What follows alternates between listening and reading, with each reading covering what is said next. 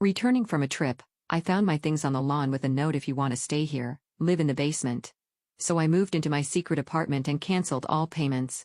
6 months later, they showed up to move in with me. I'm Zoya, and I'm 29 years old.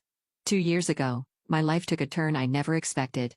I was living in a rented apartment, working as a software developer, making decent money and enjoying my independence. Then my parents called me with that conversation no one wants to have. "Zoya, we need to talk," my mom said over the phone. Her voice sounded strained, tired. "Can you come over tonight?" When I got to their house, both my parents were sitting at the kitchen table with papers spread everywhere. Dad looked older than his 58 years, and Mom was wringing her hands like she always did when she was stressed. "What's going on?" I asked, sitting down across from them. Dad cleared his throat. "I had to quit my job last month. The back problems got worse, and I can't do construction work anymore. I've been looking for something else, but nothing pays enough." My stomach dropped. I knew Dad had been having health issues, but I didn't realize how bad it had gotten. "We can't make the mortgage payments," Mom continued. "I'm still working at the grocery store, but it's only part-time. We bring in maybe $1,200 a month now, and the mortgage alone is $1,800. That's when they asked me to move back in and help with the payments. They didn't want to lose the house they'd lived in for 20 years. I looked around at the kitchen where I'd eaten breakfast every morning as a kid, at the living room where we'd watched movies together, at the backyard where Dad had taught me to ride a bike. "Of course," I said, "I'll help." So I gave up my apartment and moved back into my childhood bedroom. It felt weird at first, sleeping in the same room where I'd done homework and had sleepovers with friends. But I set up my computer in the corner, got a good internet connection, and made it work. Most of my job was remote anyway, so it didn't matter where I lived. The arrangement worked out better than I expected. I made good money as a developer, around $85,000 a year in salary. But the real money came from bonuses. Every time one of my programs got sold to a big tech company, I got a percentage. Some months I'd make an extra $10,000 or $15,000 just from those bonuses. I used my regular salary to cover the mortgage, utilities, groceries, car insurance, and other family expenses. It wasn't a burden because I was used to living on that amount anyway. But here's what my family didn't know. I was putting every single bonus into a separate savings account. I never told them about the bonus money. Not my parents, not my older brother Marcus, who lived across town with his wife Sandra and their 2 kids. I loved my family, but I knew what would happen if they found out about my real income. They'd find ways to spend it. Marcus was always asking for money. "Hey, Zoya, can you lend me $500? Tommy needs new soccer cleats and Sandra wants to redo the kitchen." Word: Zoya, Sandra's mom needs surgery and we're short on the medical bills. I helped when I could from my regular salary, but I kept quiet about the bonuses. In 2 years, I'd saved up almost $180,000. I was planning to buy my own place soon, maybe a nice condo downtown. Everything was going smoothly except for family dinners.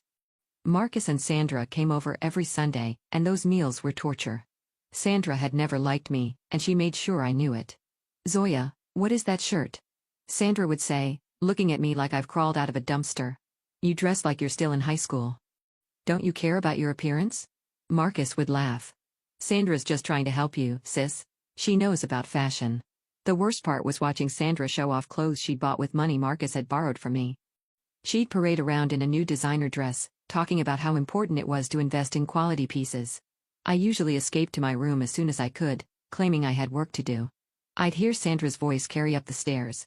"There she goes again, running back to hide in her little bubble. She'll never grow up if she keeps avoiding real life." But I kept my mouth shut and kept saving money. Soon I'd have enough for a down payment on my own place, and I wouldn't have to deal with Sandra's comments anymore. The routine became normal after a while. I'd wake up, make coffee, check my emails, and start coding.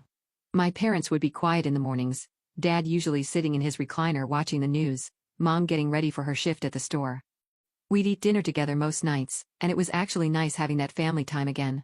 But then Sunday would come around, and Marcus would pull up in his driveway with Sandra and the kids.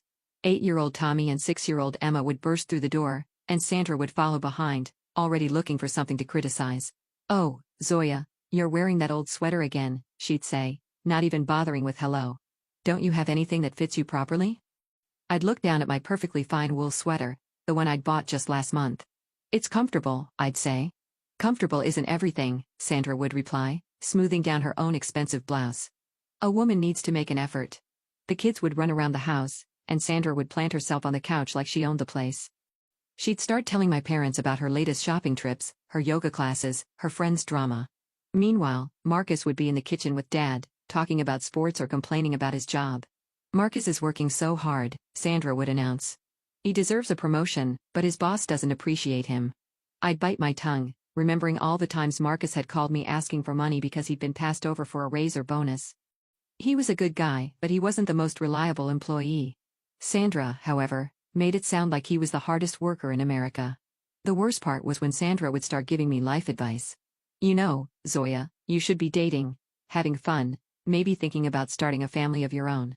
What she didn't understand was that I was perfectly happy with my life.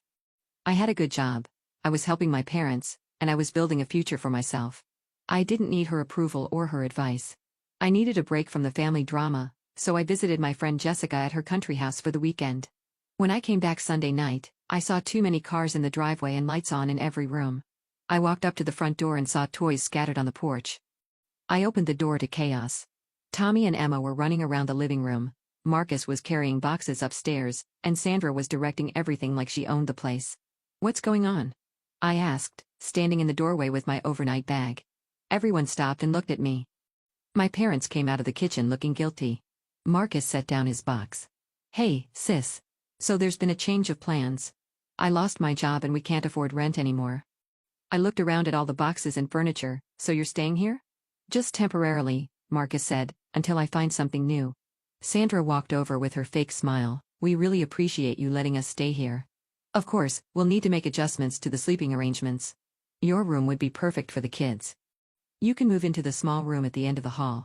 "I'm not moving out of my room," I said firmly. "I work from home. I need my computer set up and good internet." Sandra's smile got tighter. "Well, I think the children's needs should come first. And I'm the one paying the mortgage and bills," I shot back. Sandra crossed her arms. "Well, that doesn't give you the right to be selfish about a bedroom. We're family." "Family that never asked if I wanted houseguests," I replied. "Fine," Sandra said when I refused to budge. "Keep your precious room. But don't expect us to be grateful when you can't even be considerate to family in need." I went upstairs and closed the door. That's how their invasion of our house began. Life became a nightmare after that. The house was constantly noisy and chaotic. Tommy and Emma ran through every room, screaming and fighting. Marcus spent his days on the couch watching TV and making half-hearted phone calls about job interviews that never seemed to materialize. "I'm still looking," he'd tell me when I asked about his job search. The market is tough right now. Days turned into weeks, and he was no closer to finding work or an apartment. Meanwhile, Sandra acted like she was doing us a favor by being there. The worst part was trying to work. The kids would bang on my door, run past my room screaming, and interrupt my video calls with clients. I couldn't concentrate on anything. "Can you please keep the kids quieter during my work hours?"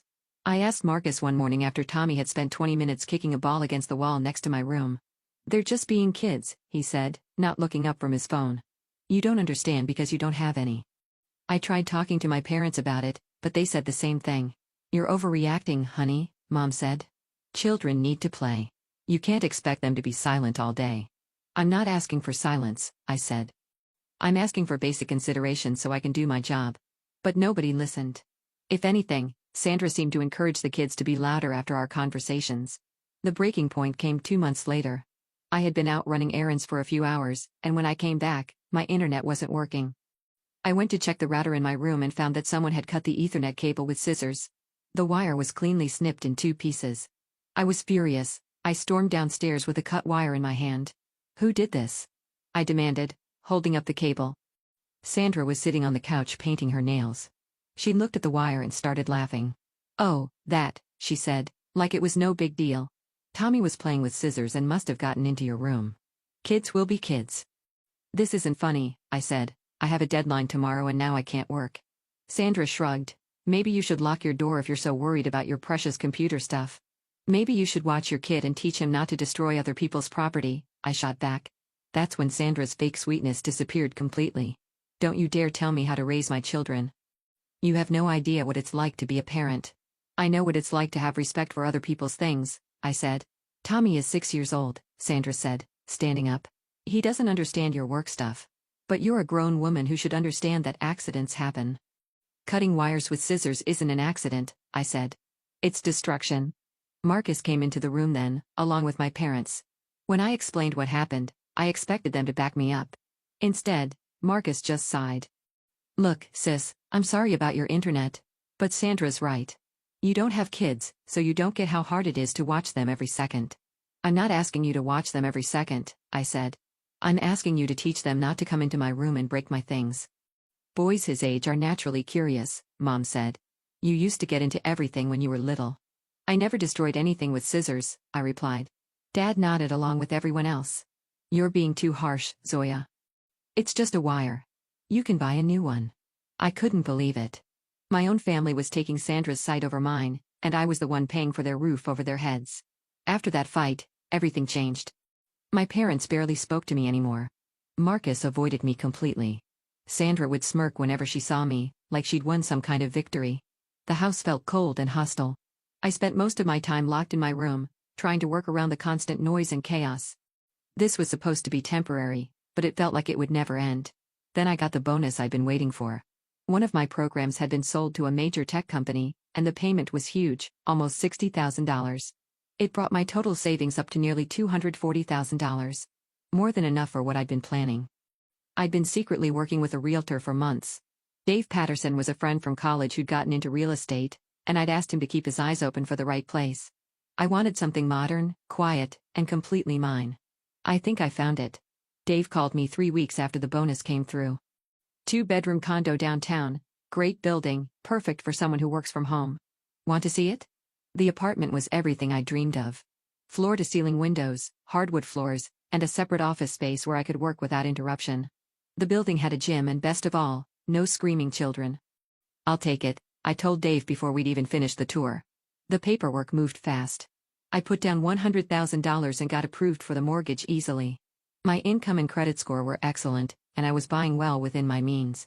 Within 2 weeks, I was signing the final documents. I was officially a homeowner. I had my own place, my escape route from the chaos at my parents' house. The keys were in my hand, but I decided not to tell my family yet. I wanted to have a plan before I made my move. That's when my boss called. Zoya, I have an opportunity for you, Jennifer said. There's a programmers conference in Seattle. 2 weeks, all expenses paid. Some of the biggest names in tech will be there, and I think you'd get a lot out of it. I looked around my room, listening to Emma crying in the hallway and Tommy banging on something downstairs. 2 weeks away from this house sounded like paradise. I'll take it, I said. When I told my family I was leaving for a business trip, they barely reacted. Nobody asked where I was going, what the conference was about, or when exactly I'd be back. They didn't seem to care at all. The conference was amazing. I met other developers and felt like myself again for the first time in months. I stayed in a quiet hotel room where nobody bothered me. I didn't call home once during those 2 weeks. And more telling, nobody called me either. When my flight landed, I took a taxi home. The taxi pulled into the driveway and I immediately knew something was wrong. I got out with my suitcase and saw garbage bags scattered across the front lawn. As I got closer, I realized they weren't garbage bags, they were my things. My clothes, my books, my personal belongings, all stuffed into black trash bags and dumped on the grass like actual garbage. I walked up to the front door and knocked. I could hear voices inside, then footsteps. The door opened and there stood my whole family, Mom, Dad, Marcus, and Sandra. They were all looking at me like I was an unwelcome visitor. What is this? I asked, pointing at the bags on the lawn. Mom looked uncomfortable, but Sandra stepped forward with that smug smile I'd grown to hate. We've made some changes while you were gone, Sandra announced. The kids needed more space, so we converted your room into a proper playroom for them. I stared at her. You what? The children are growing and they need a place to play safely, Mom said, not meeting my eyes. We fixed up the basement for you. It's actually quite nice now. I remembered the basement. Dark, damp, with tiny windows near the ceiling and concrete walls. It smelled like mildew and had terrible cell phone reception. It's been completely cleaned, Dad said. We put in a bed and everything. Sandra was practically glowing with satisfaction. Of course, if you don't like the arrangement, you're always free to find your own place. You're 29 years old, after all. Most people your age don't live with their parents. I looked at my parents, waiting for them to say something, to stand up for me, to acknowledge what I'd been doing for them. But they just stood there, avoiding eye contact. Then I did something that surprised even me. I smiled at them, a real, genuine smile. You know what, I said cheerfully, you're absolutely right, Sandra. I should find my own place. But I'm curious, how exactly are you planning to pay the mortgage without my money? Marcus straightened up, looking proud. Actually, I found a job last week. Good salary too. We'll be fine without your help. I felt a wave of relief wash over me. This was perfect. That's wonderful news, I said, still smiling. I'm so happy for all of you. Well then, I guess this works out perfectly for everyone. I'm leaving. They all looked surprised by my reaction. They'd expected me to beg or argue or get upset. Instead, I was acting like they'd just done me a favor. Sandra's smile got wider and nastier. Good. It's about time you learned to stand on your own 2 feet. My parents still weren't saying much, but they weren't stopping this either. Great, I said. I'm so glad we're all in agreement. They all went back inside, and I heard the door slam shut behind them. No goodbye, no good luck, no acknowledgement of everything I'd done for them over the past 2 years. Just a slammed door. I pulled out my phone and called the moving company I'd already researched weeks ago. Hi. I need a truck and 2 guys to pick up some belongings and move them across town, I told them. How soon can you be here? We can have a crew there in 2 hours, they said. Perfect. While I waited, I sat in my car and called Dave to let him know I'd be moving into my apartment today. Then I called the utility companies to set up service under my name. Everything fell into place easily. When the movers arrived, it took them less than an hour to load everything into their truck. My entire life at my parents' house fit into one small moving truck. Where to? The driver asked. I gave him my new address and followed them in my car to my beautiful, quiet apartment. As I watched them carry my things up to the 3rd floor, I felt lighter than I had in years. I was finally free. Moving into my own apartment was like stepping into a different world. For the first time in 2 years, I woke up to silence. No screaming kids, no Sandra's voice carrying through the walls, no constant chaos. Just peace. I settled into my new life quickly. My home office was perfect, bright, quiet, and completely mine. My productivity skyrocketed without interruptions. I was sleeping better and actually enjoying my work again. The first thing I did was block all my family's phone numbers. I also canceled every payment I'd been making for them. The mortgage, utilities, everything. Months passed peacefully. I threw myself into work and started taking on bigger, more challenging projects. Without the stress of supporting an ungrateful family, I had energy for things I'd forgotten I enjoyed. I joined a gym in my building, started cooking elaborate meals just for myself, and even went on a few dates. My bank account grew faster than ever before. Without paying for 4 extra people, I was saving almost $3,000 a month. I started investing, planning trips, thinking about maybe buying a bigger place in a few years. Life was good, really good. Then one evening, my doorbell rang. I looked through the peephole and my stomach dropped. There they were. Mom, Dad, Marcus, and Sandra, all standing in my hallway looking uncomfortable. I considered not answering, but curiosity got the better of me. How had they even found my address? I opened the door but didn't invite them in. How did you find me? I asked. Your friend Jessica told us, Mom said, looking embarrassed. Of course she did. I made a mental note to have a conversation with Jessica about boundaries. What do you want? I asked. Sandra immediately pushed past me into my apartment without being invited. The rest of them followed, and suddenly my peaceful sanctuary was invaded again. Nice place, Sandra said, looking around with obvious jealousy. Must cost a fortune. What do you want? I repeated, not moving from the doorway. Marcus looked uncomfortable. Well, the thing is, I lost my job again, 2 months ago. I wasn't surprised, and we're having trouble with the mortgage payments, Dad said. I almost laughed. Let me guess. You want me to start paying for you again? We're family, Mom said desperately. We need to help each other. Help each other? I said. When exactly have any of you helped me? Look, Dad said, we know things got heated before, but we can work this out. You could move back in, help us get back on our feet. Move back into the basement, you mean?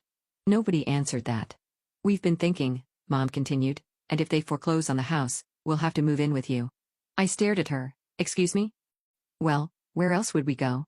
Sandra said with that familiar smugness. We're family. You can't just abandon us. That's when I started laughing. Really laughing, the kind of deep belly laugh that comes from pure disbelief. You think I'm going to let you move in here? I said when I could speak again. After you threw my belongings on the lawn and told me to live in a basement? That was different, Marcus said weakly. You're right, it was different, I said. It was the moment I realized exactly what you all thought of me. Mom's eyes filled with tears.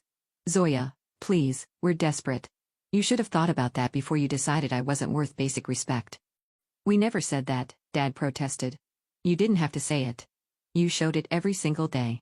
Sandra's constant insults, The kids destroying my things, none of you standing up for me when I was literally paying for your lives. We were grateful, Mom said. No, you weren't. You were entitled. There's a difference. Sandra's fake sweetness was completely gone now. You know what? You're exactly what I always said you were. A bitter, selfish woman who doesn't understand what family means. You're right, I said. I don't understand your version of family, where one person does everything and gets treated like garbage in return. I walked to my door and opened it. I want all of you to leave, now. Zoya, wait, Marcus said. Can't we just talk about this? We just did. The answer is no, to all of it. I'm not paying your mortgage. I'm not letting you move in here. I'm not helping any of you with anything ever again. But we're family, Mom cried. Family doesn't treat each other the way you treated me, I said. Now get out. They left, but not quietly. Sandra called me names as she walked down the hall. Marcus muttered about how I'd regret this. My parents just looked defeated. I closed the door and turned the deadbolt. For the next few weeks, they tried calling from different numbers, but I never answered. They sent texts from borrowed phones, emails from new accounts, all begging for money or threatening to show up again. I blocked every single one. 3 months later, I heard through a mutual acquaintance that the house had been foreclosed on.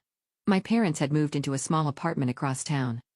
Marcus and Sandra were living with her parents, which I found hilarious since Sandra had always talked about how much she hated her mother.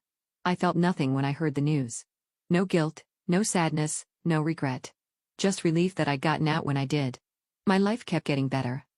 I got promoted at work. I started dating someone seriously. I traveled to 3 different countries. I bought myself a car I'd always wanted. Most importantly, I learned what it felt like to be valued and respected. My boyfriend appreciated everything I did for him and showed it. My friends were grateful when I helped them and never took it for granted. I finally understood what healthy relationships look like. Sometimes I wonder if my family ever thinks about how differently things could have gone if they just treated me with basic respect. If Sandra had kept her mouth shut. If my parents had stood up for me. If Marcus had actually looked for work instead of playing games on the couch. But then I remember that I'm better off without them. Some people will take everything you give them and still demand more. Some people see kindness as weakness and generosity as obligation.